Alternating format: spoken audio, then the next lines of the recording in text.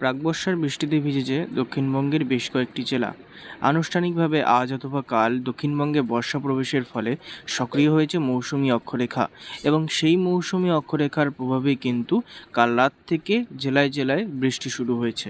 দক্ষিণবঙ্গের বেশ কিছু জেলায় বৃষ্টির পূর্বাভাস আগে থেকেই ছিল, তবে কলকাতাতেও যে ভারী বৃষ্টির পূর্বাভাস ছিল সেটা বলা বাহুল্য। কাল রাত থেকে কলকাতা সহ জেলার বেশ কিছু অঞ্চলে গড়ে 10 মিলিমিটার পর্যন্ত বৃষ্টিপাত হয়েছে এবং আজ গোটা দিন কলকাতা এবং তার পার্শ্ববর্তী দুই জেলায় অর্থাৎ দক্ষিণ চব্বিশ পরগনা এবং উত্তর চব্বিশ পরগনা জেলায় কিন্তু আজ গোটা দিন রেনি ডে বজায় থাকবে, এমনটাই পূর্বাভাস দিয়েছে দিল্লির মৌসুম ভবন এবং আলিপুর আবহাওয়া দপ্তর।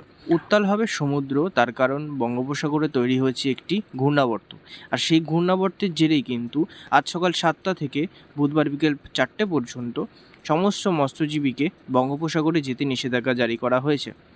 তবে বর্ষা প্রবেশের পর্যাপ্ত বৃষ্টিপাত পেতে চলেছে গোটা বাংলা। বঙ্গের জন্য বৃহস্পতি এবং শুক্রবার এবং উত্তরবঙ্গের জন্য বৃহস্পতি শুক্র শনিবার কোথাও কোথাও ভারী বৃষ্টি থেকে অতি ভারী বৃষ্টির হতে পারে বলে পূর্বাভাস দিয়েছে মৌসুম ভবন।